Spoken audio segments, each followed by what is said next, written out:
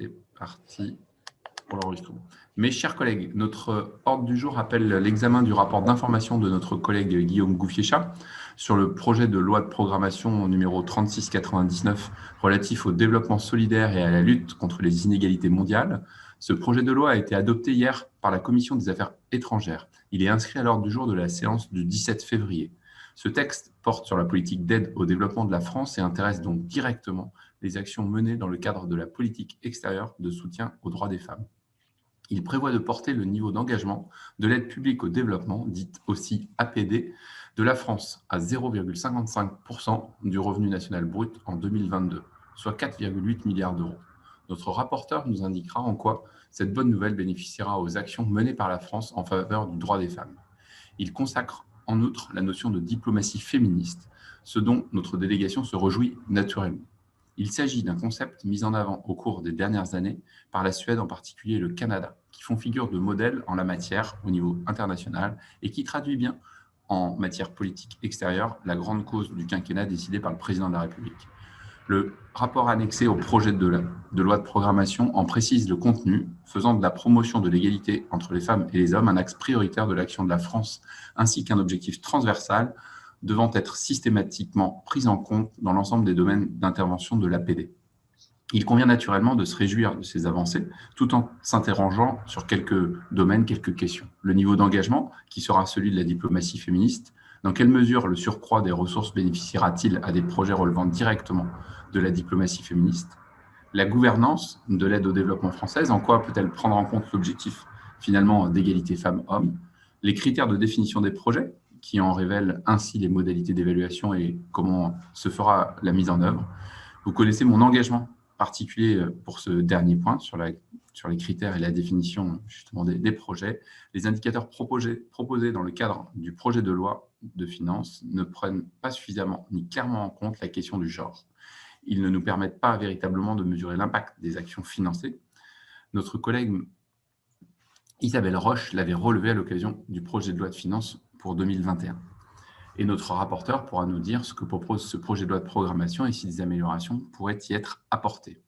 Monsieur le rapporteur, nous sommes curieux d'entendre vos analyses et propositions sur ce texte. Sans plus tarder, je vous cède la parole. Merci, Monsieur le Président. Est-ce que tout est bien? Vous m'entendez bien? On vous entend bien, monsieur le rapporteur. Bon, merci beaucoup, Monsieur le Président, et bonjour à toutes et à tous, chers collègues.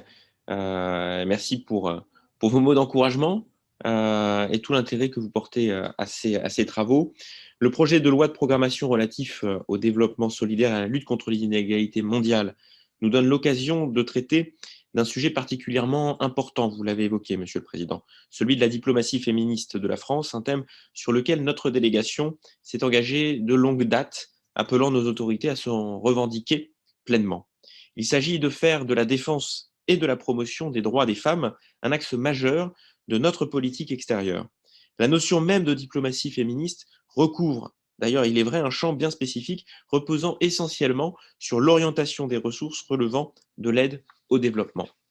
Ce sujet est très loin d'être anecdotique, tant en termes de droits humains que de développement durable.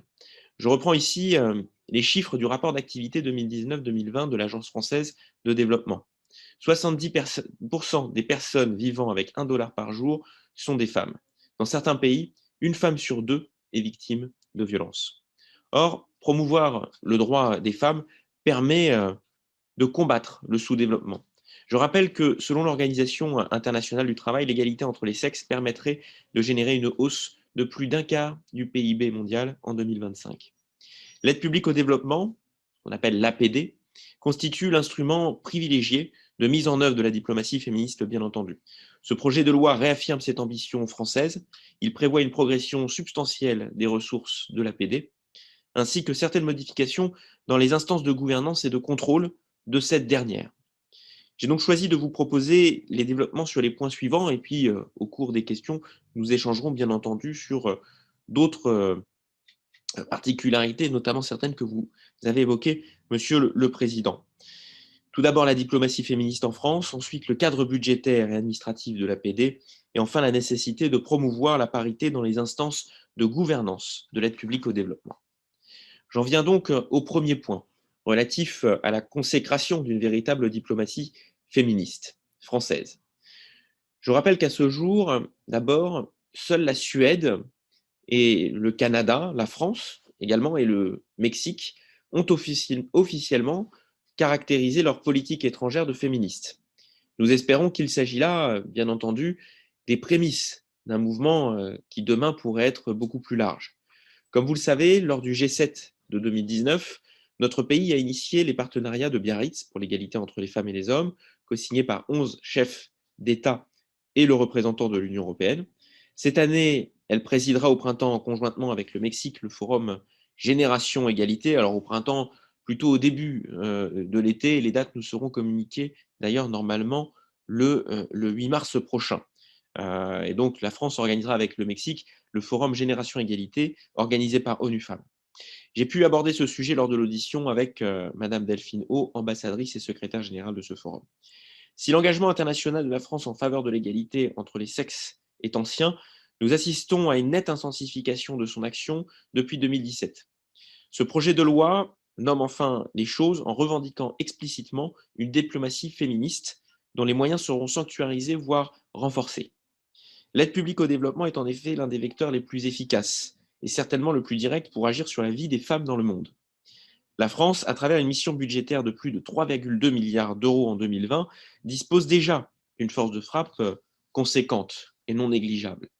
Le projet de loi que nous discutons ces jours-ci se propose de l'accroître encore pour parvenir à 4,8 milliards d'euros de crédits de paiement en 2022. Il s'agit d'un progrès considérable qui bénéficiera directement ou indirectement au programme agissant en faveur de l'égalité entre les femmes et les hommes. L'égalité femmes-hommes est érigée en objectif général et transversal, ce qui signifie qu'il devra non seulement faire l'objet d'actions et de programmes ciblés, mais également irriguer l'ensemble de la politique d'aide publique au développement française. Il faut en effet avoir conscience que tous les domaines d'intervention peuvent contribuer à cet objectif. La lutte contre les conséquences du changement climatique bénéficie d'abord aux femmes. Il en va de même, par exemple, du développement d'infrastructures de santé ou d'éducation. L'augmentation des ressources globales de l'aide publique au développement s'accompagne d'une sanctuarisation de la part allouée à des projets soutenant les droits des femmes et l'égalité entre les sexes. Je décris dans mon rapport la méthode permettant de déterminer le caractère féministe d'un projet ou programme d'aide au développement, terme qu'il nous faut, je pense, progressivement s'approprier pour nos échanges d'aujourd'hui et à venir.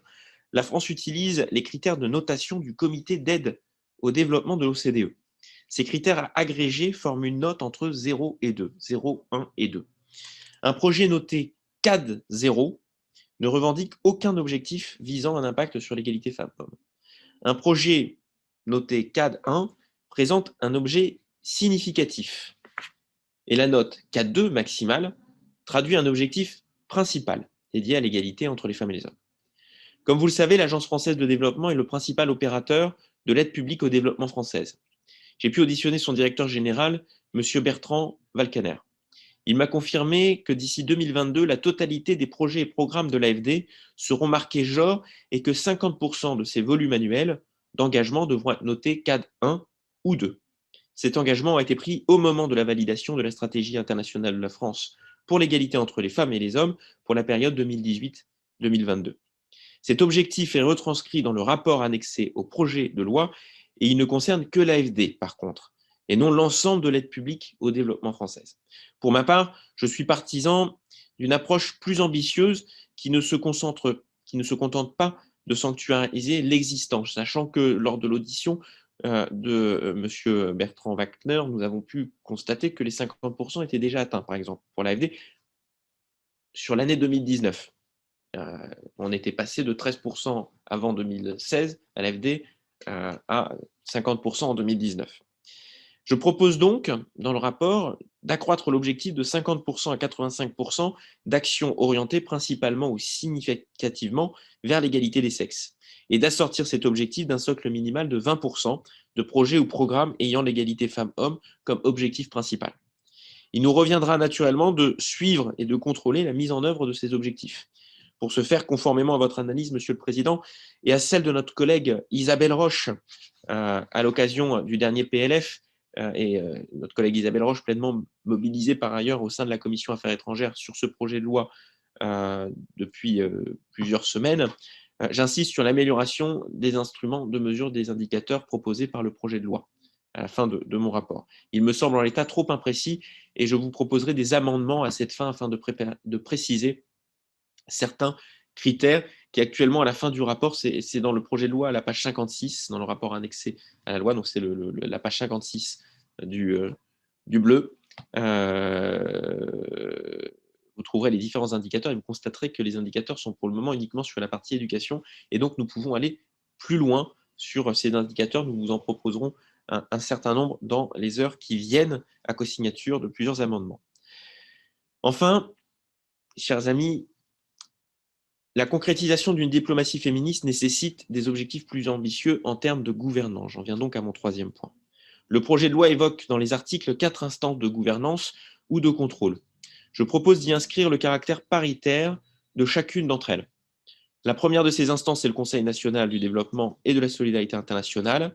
Il s'agit d'une instance de concertation créée en 2014 entre l'État et les acteurs du développement. L'article 5 du projet de loi précise sa composition et ses missions.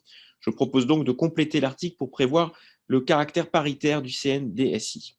La seconde est l'Agence française de développement. Cette agence est le premier opérateur du ministère de l'Europe et des Affaires étrangères. L'inscription dans la loi de ce caractère paritaire me semble à la fois un symbole important et là aussi un véritable garde-fou.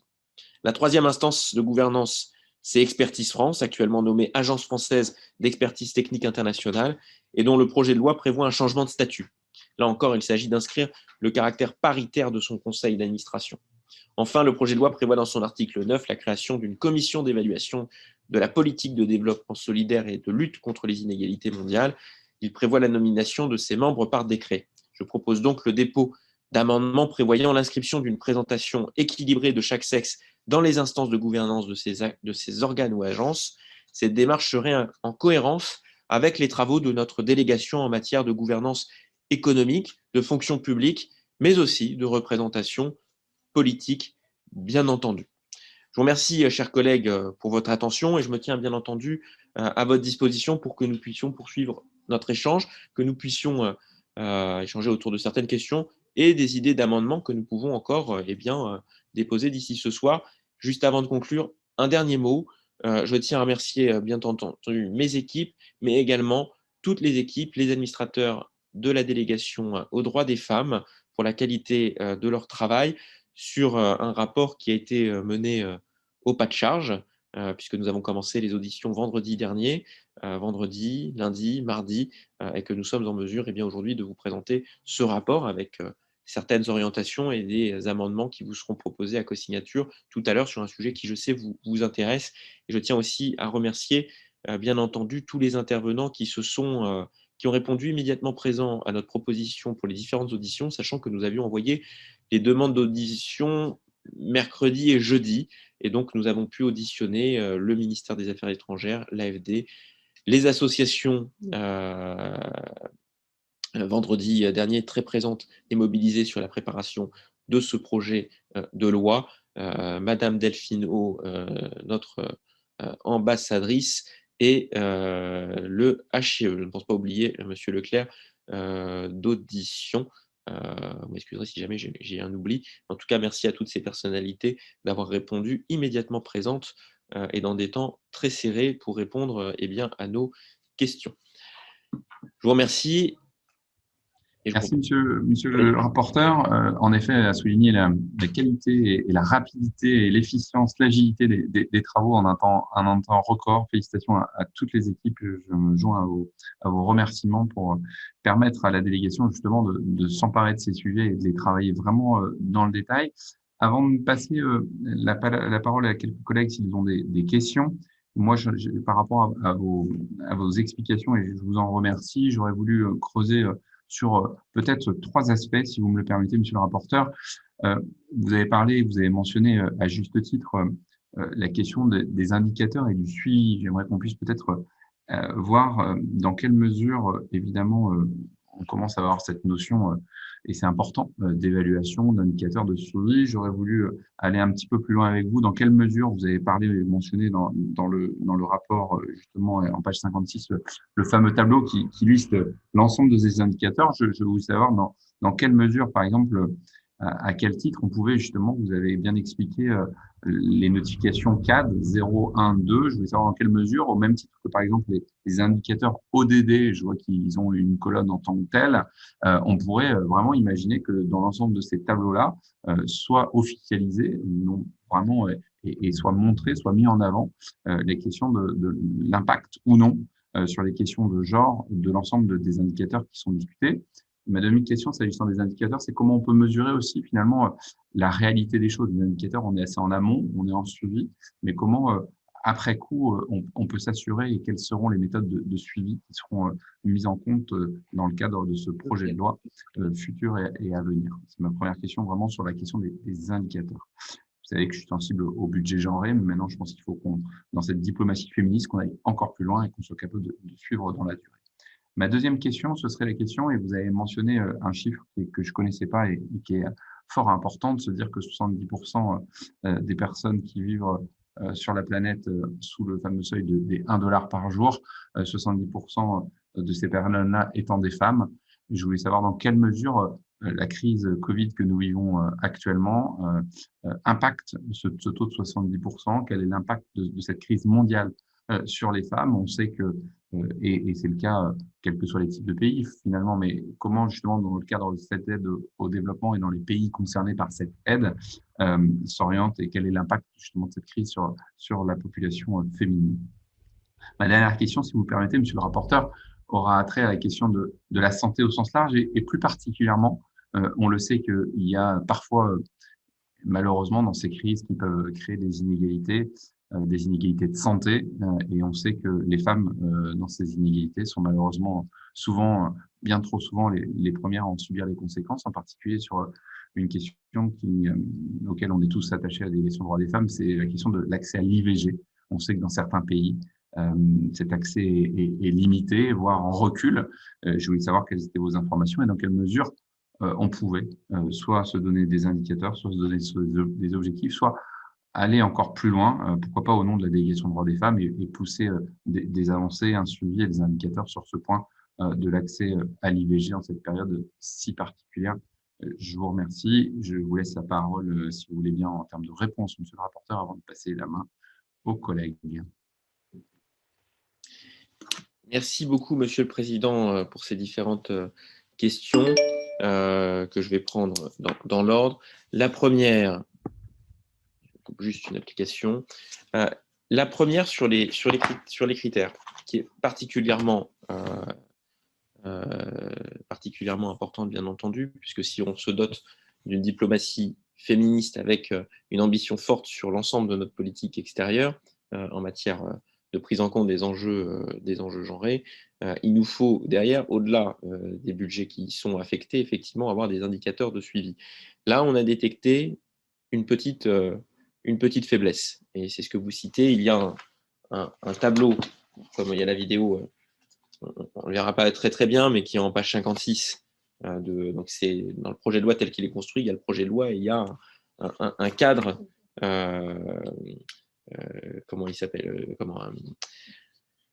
que je retrouve le nom, il y a un cadre de partenariat global. Et à la fin de ce cadre de partenariat global, ce qu'on appelle le rapport annexe, il y a en page 56, effectivement, toute une série d'indicateurs. On voit que sur les indicateurs genrés, seules les questions d'éducation sont essentiellement objectivées par certains indicateurs ou critères de formation. Je pense que nous devons aller plus loin, d'où le fait que nous allons vous proposer un certain nombre d'amendements pour compléter ce tableau avec différents critères d'évaluation. Après, une autre question touche à ce que vous avez évoqué, Monsieur le Président, sur les critères CAD 1 et CAD 2, où là aussi, pour le moment, nous avons dans la loi un objectif de 50% de projets qui répondraient aux critères CAD 1 et CAD 2. Donc, je le rappelle, CAD 1, il faut que le projet soit...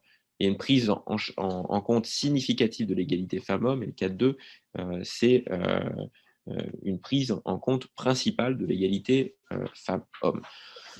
Moi, je propose que nous déposions un amendement pour aller un peu plus loin, et notamment dans l'échange que nous avions eu avec l'AFD, où on s'aperçoit que les 50% sur l'AFD, donc sur notamment la part de l'aide publique au développement bilatéral, est déjà à 50%. Je propose qu'on aille directement à l'objectif de 85%, qui en plus nous mettra en conformité avec nos objectifs européens, et que sur ces 85%, nous fixions un objectif de 20% de projets 4.2.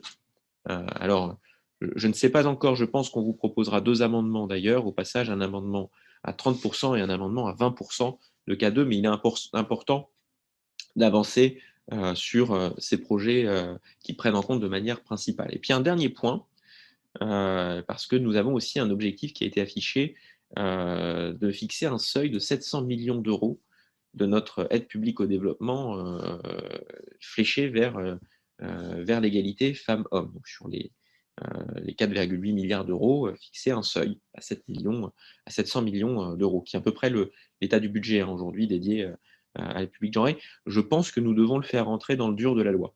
Aujourd'hui, il n'y est pas, c'est un affichage, il y a eu des annonces dessus, et je pense que là aussi, nous vous proposerons un amendement qui propose de fixer ce seuil dans la loi.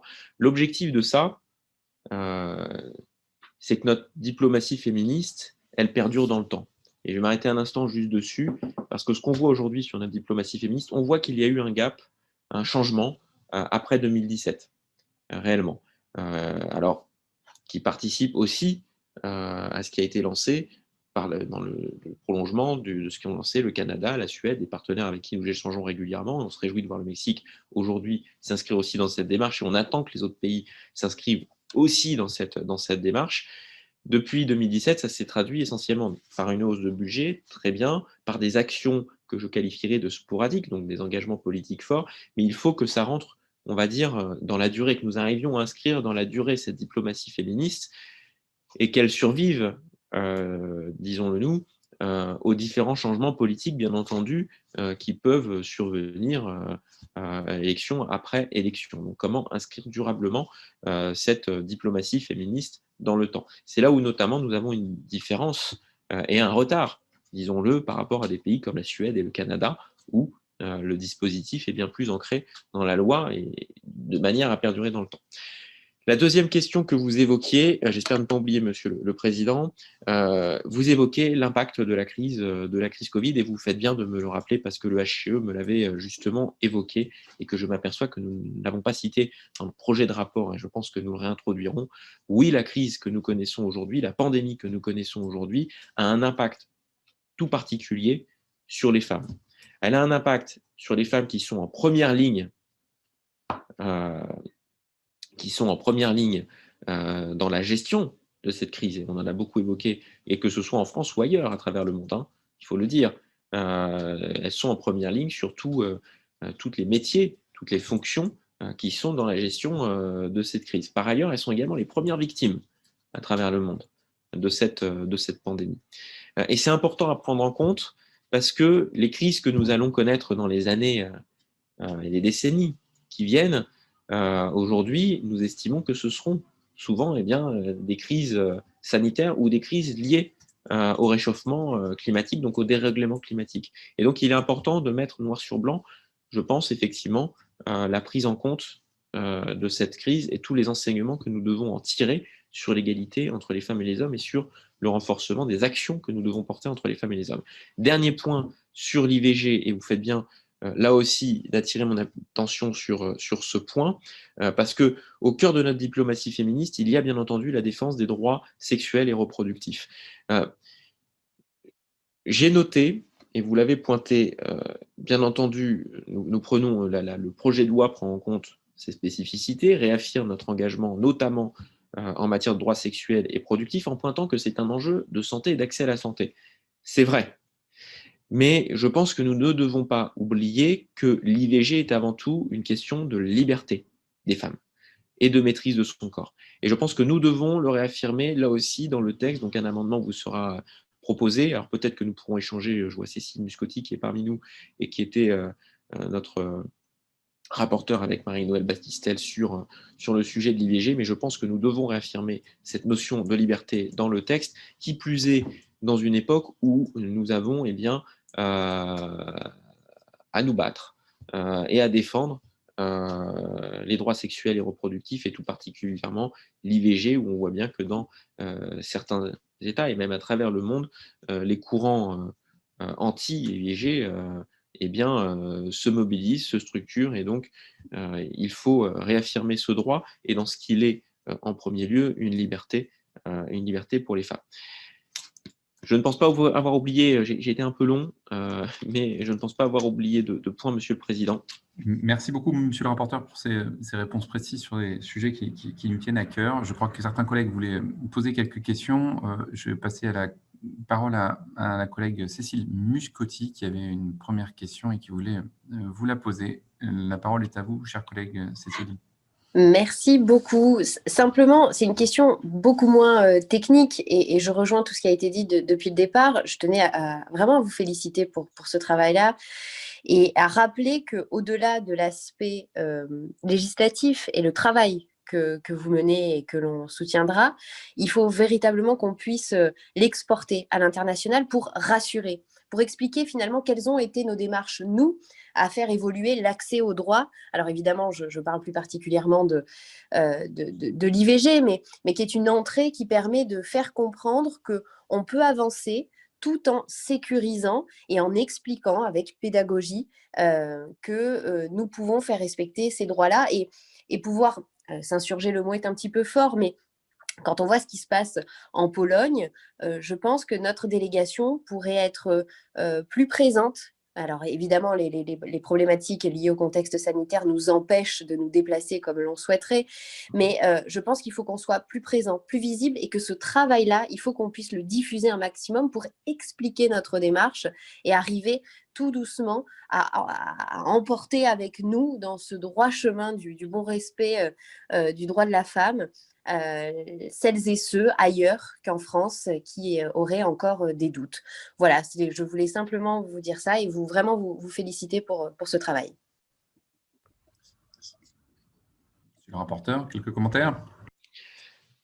Oui, merci beaucoup, Monsieur le Président, merci beaucoup, chers collègues Muscotti, je vous rejoins totalement sur l'importance de l'exporter. Alors, de manière, là aussi, très concrète, juste sur une idée, une proposition d'amendement qu'on vous soumettra, il y a un article 1 qui a été modifié, en tout cas un amendement du rapporteur Hervé Berville qui a modifié le tout début du projet de loi, en réaffirmant quelle était notre diplomatie et ses grandes valeurs, et en réaffirmant notre attachement à certaines conventions internationales, certains textes internationaux.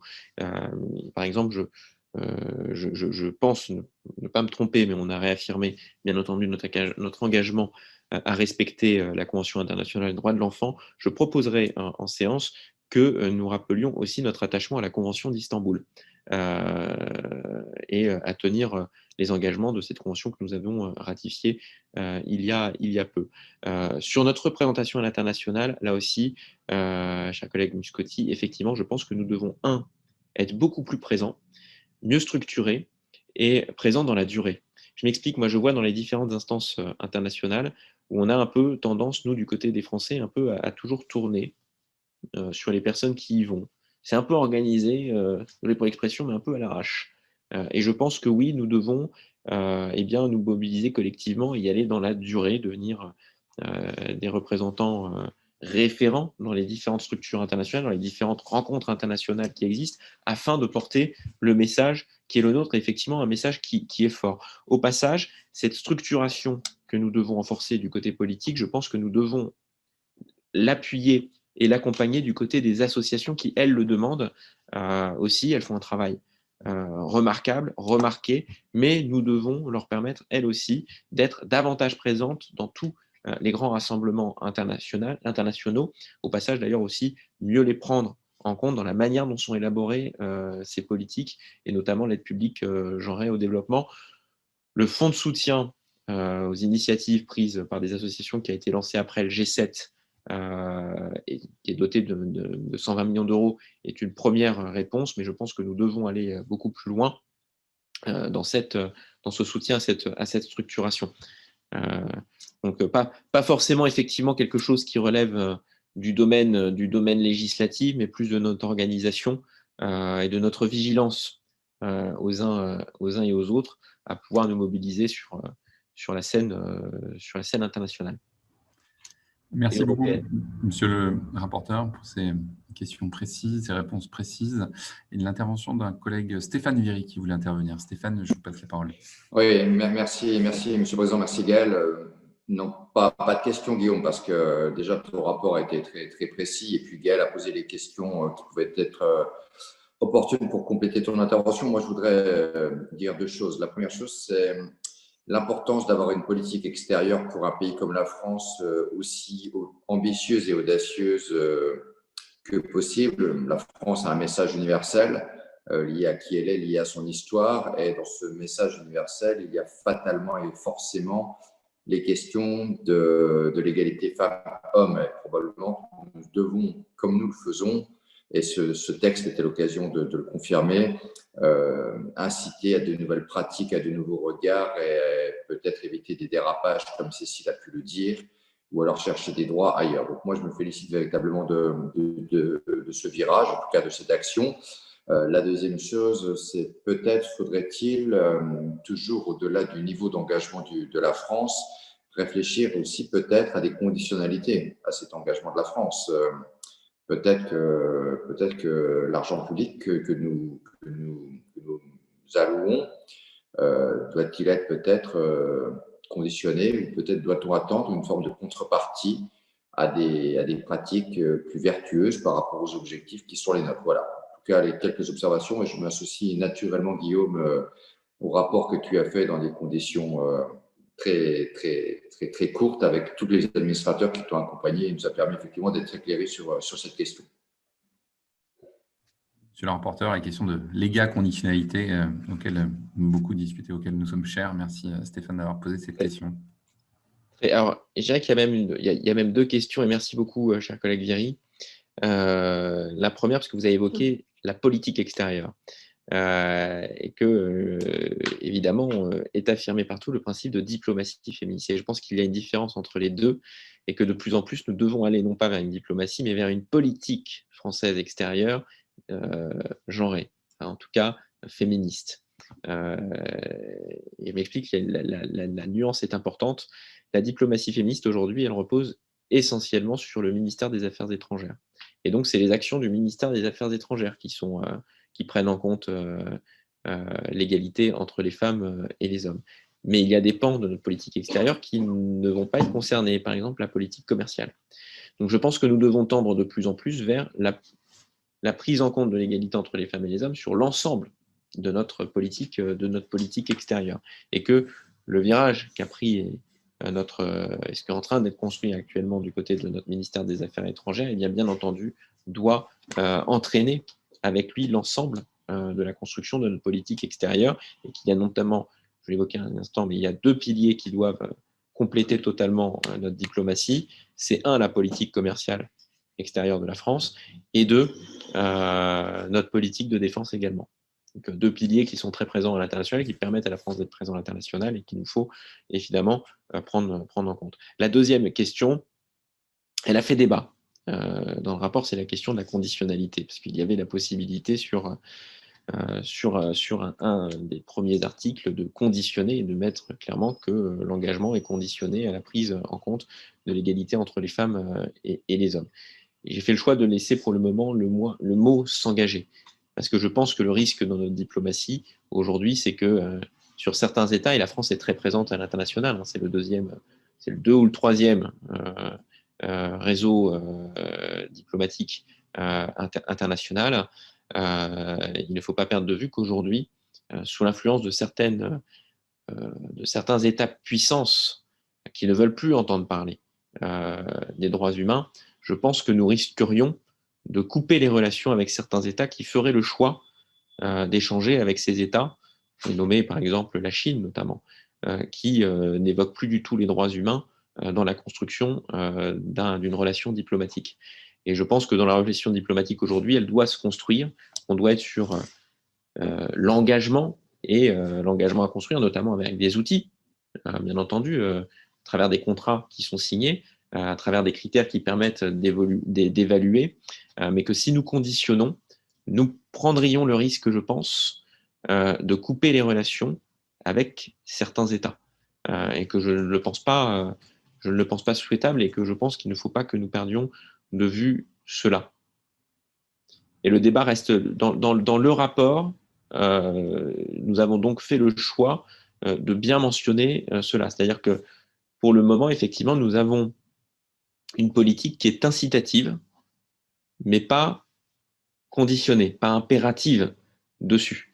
Et que le débat, nous devons le maintenir afin de voir comment, effectivement, au fur et à mesure, nous pouvons le plus possible passer de l'initiative à la conditionnalité. Au passage, ça touche aussi bien la question droits des femmes que la question des droits humains de manière générale. Et qu'on doit garder une diplomatie qui, à chaque fois qu'on crée un lien diplomatique avec un État et qu'on part sur un projet, qu'on a l'échange automatiquement sur les droits humains et le respect des droits humains dans la mise en œuvre des projets qui sont développés. Peut-être un point de vigilance technique que nous devrons avoir dessus, tout de même, et qui a été relevé lors de nos auditions, c'est que là, nous avons des outils qui doivent être renforcés dans nos ambassades et qu'encore trop peu, c'est moins de 30% de nos ambassades, mettent en place on va dire des dispositifs de contractualisation qui mettent noir sur blanc un plan égalité femmes-hommes, par exemple, avec l'État avec lequel on met en œuvre des projets. Et ça pose la question du renforcement des moyens dans nos ambassades, donc de personnes qui sont formées et qui sont compétentes sur les sujets droits des femmes, égalité femmes-hommes. Deux petites remarques rapides par rapport à ce que vous disiez, monsieur le rapporteur, merci pour ces réponses. Finalement, intégrer les cadres 0, 1 et 2, c'est une forme d'incitation à l'égaconditionnalité ou d'y arriver quand même, parce que ce que j'entends, c'est que si on dit que peut-être 20, mais peut-être de nous pousser à ce que 30% des projets soient en 4-2, finalement, c'est presque de l'égaconditionnalité, peut-être pas tout à fait, mais c'est assez finement arrivé dans les années qui viennent à de l'égaconditionnalité. Et je trouve ça assez intéressant de monter ces paliers, si tant est qu'on puisse évidemment les monter rapidement. Voilà, est-ce que vous pouvez confirmer ou non un petit peu cette presque égaconditionnalité? En fait, la condition, c'est la demande à nous-mêmes.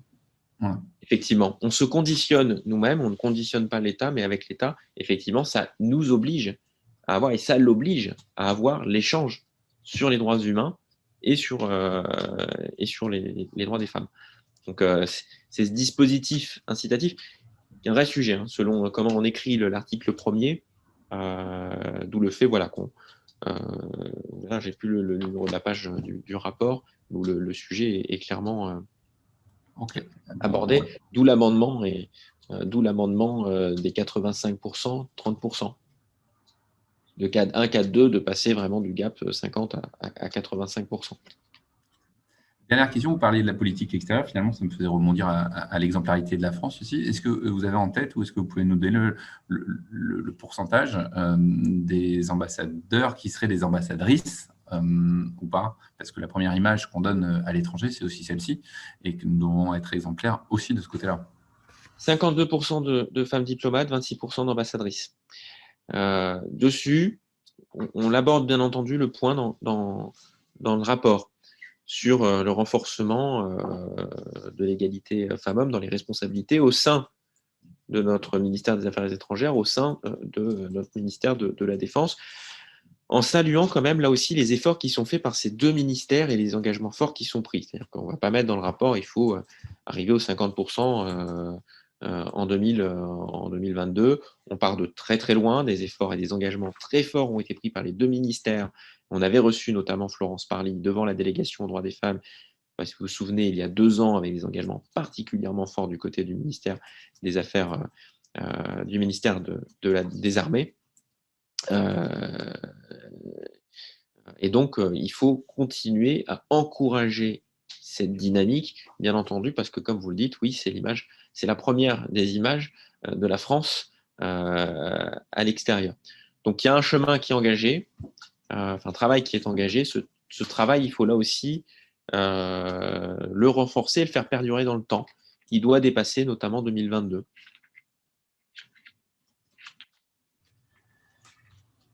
Excellent, merci La beaucoup. page 26 du rapport.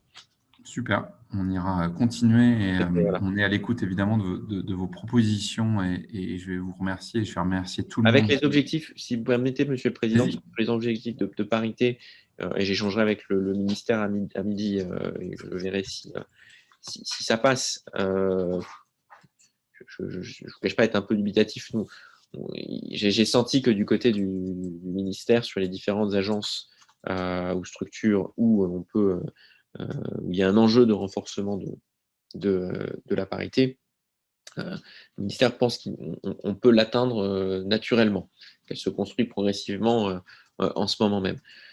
Nous, à la délégation, nous avons toujours porté l'idée qu'il faut le mettre noir sur blanc dans la loi. C'est ce qui permet que la parité s'installe et s'installe durablement. Mais nous aurons quand même ce petit combat pour la parité à porter la semaine prochaine dans l'hémicycle. Bien reçu, monsieur le rapporteur. Je vais, mes chers collègues, vous remercier en tout cas pour votre analyse, monsieur le rapporteur, et toutes vos équipes, pour les collègues d'avoir posé les questions, de nous avoir éclairé encore un peu plus grâce aux questions et à vos questions, chers collègues, aux réponses du rapporteur. Nous allons outiller et on n'hésitera pas à vous solliciter d'ici là, en attendant justement la séance avec impatience et les avancées encore concrètes avec impatience. Je vous propose, il est de coutume, même si on n'est pas en présentiel, mais d'adopter les rapports.